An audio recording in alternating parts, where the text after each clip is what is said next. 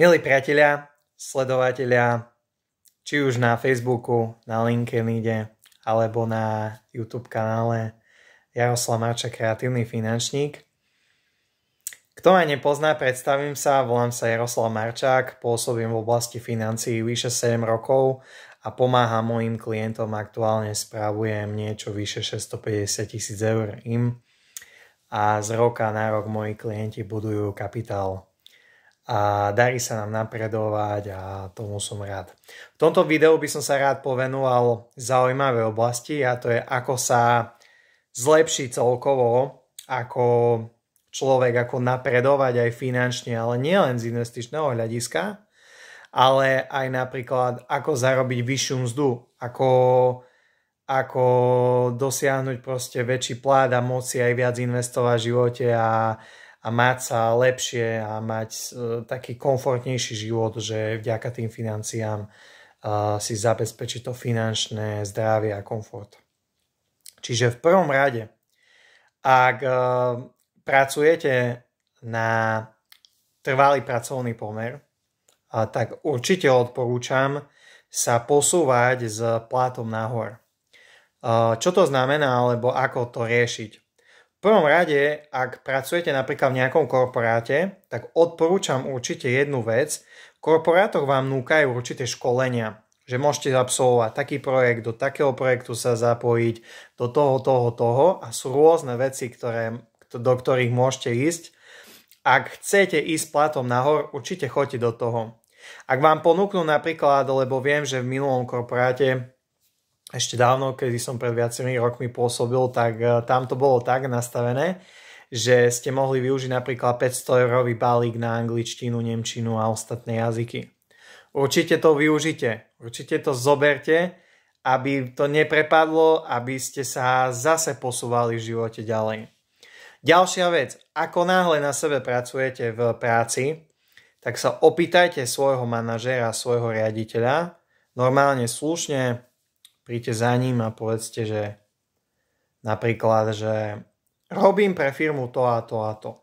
V tom a v tom som prínosom. Čo by som musel spraviť ešte preto, aby som išiel s platom aj nahor?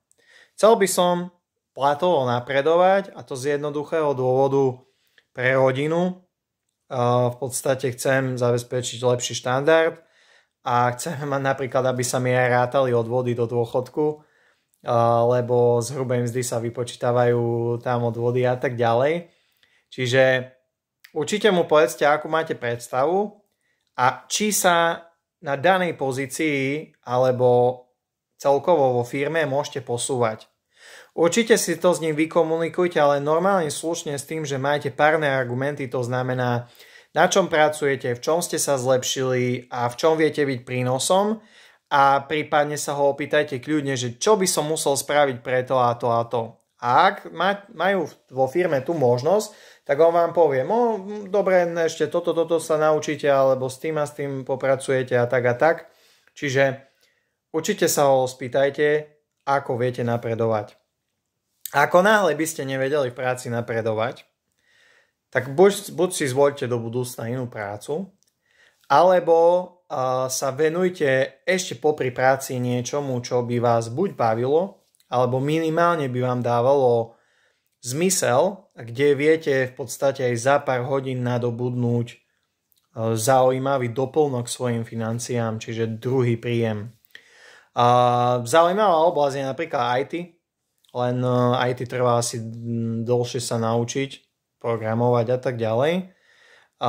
Proste vyberajte si sektory, ktoré sú zaujímavé na trhu. Druhým sektorom na Slovensku sú napríklad aj financie. Vy to môžete robiť dvoma spôsobmi. Buď môžete niekomu odporúčiť kvalitnú službu, to znamená, či už, poznám nejakého fotografa, kameramana a odporúčim jeho službu a dohodnem sa s ním, tak to, že ty pôjdeš tam a tam robiť fotky alebo kamerovať, to je 500 eur, tak odvďačí sa mi, napríklad 10% z toho, že 50 eur. On vám povie, áno, nie, môžem, nemôžem, alebo a tak ďalej. Čiže A to isté platí vo financiách. Ak viete, že finančník robí kvalitnú službu, kľudne ho odporúčte. Ak chcete z toho niečo, kľudne si vypýtajte alebo dohodnite sa s tým finančníkom dopredu. Si to normálne sa opýtajte, že či je taká možnosť. A určite sa dá stále seriózne dohodnúť. Ďalšia vec je, keď napríklad odporúčte aj kľudne nejaké iné služby.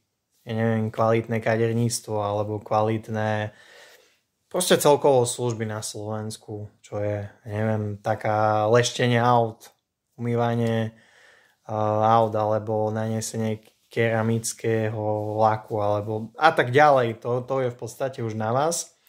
A ak by vás bavila oblasť financií, tak druhé, čo môžete spraviť, je, že vy to nemusíte len odporúčať, ale vy sa v tom môžete aj tak vzdelať, aby, a ja vám napríklad viem dať také know-how, aby ste v tej danej oblasti mohli pracovať.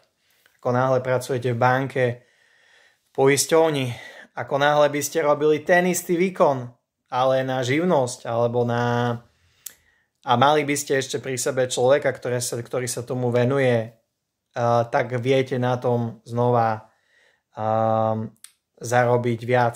Napríklad vyriešite 3 hypotéky, alebo vyriešite 3 poistenia, alebo pomôžete jednoducho ľuďom ušetriť na poplatkoch.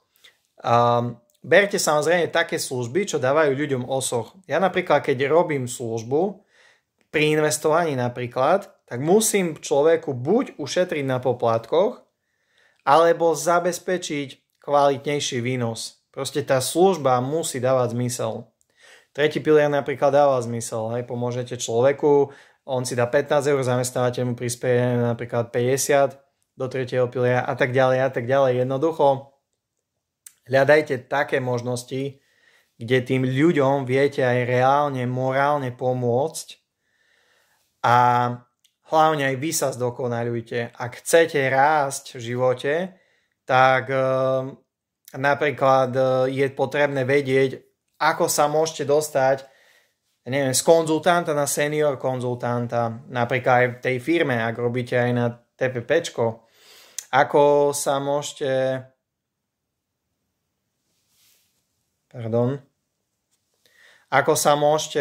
dostať napríklad na manažéra, ak máte tú ambíciu, ak radi pracujete s ľuďmi. Je to v podstate, je to na vás. Len jednoducho akoby treba mať za tie viditeľné výsledky a mať tú možnosť toho posunu, alebo viete, že ja neviem, robíte v jednej firme a v inej firme vám poskytnú rovnaké zázemie, ale s lepším platom alebo s lepšími províziami. Určite minimálne za opýtanie nič nedáte, porozprávajte s tým človekom, opýtajte sa ho, ako by sa to dalo a tak ďalej, dojednajte si podmienky. Ja neviem, napríklad robíte v IBM-ku a pozvú vás do Amazonu, alebo naopak, alebo do inej firmy. Jedna možnosť. Druhá možnosť, v podstate robíte napríklad, jak ja, vo financiách a robíte v nejakej inej firme, kde ste málo platení v MLM-ku, alebo proste viete mať lepšie možnosti, ozvite sa mi a tak ďalej. Čiže jednoducho treba napredovať v tom živote. Určite hovorím, akceptujte všetky školenia, čo môžete. Choďte na ne v rámci času, keby môžete ísť z korporátu do zahraničia. Určite to využite, oni vám ešte preplatia aj pracovnú cestu. Choďte. Vzdelajte sa, učte sa jazyky, choďte na školenia z roboty, choďte na také odborné, toto v Exceli a tak ďalej. Nachádzajte si kľudne školenia aj sami, na LinkedIne je veľa, na určite nejakých portáloch vzdelávacích máte znova školenia. Sledujte si napríklad videá na danú tému na YouTube a tak ďalej, alebo nejaké platené služby, stránky, kde si viete získať nejaké nové know-how, knowledge, ktoré vám pomôže v danom vašom odbore, ktorému sa chcete venovať. Robte, čo vás baví, v podstate aj takto sa posuniete A to vám prajem, aby ste išli aj s plátom nahor, aby ste si mohli aj viac mesačne investovať. Pekný deň prajem.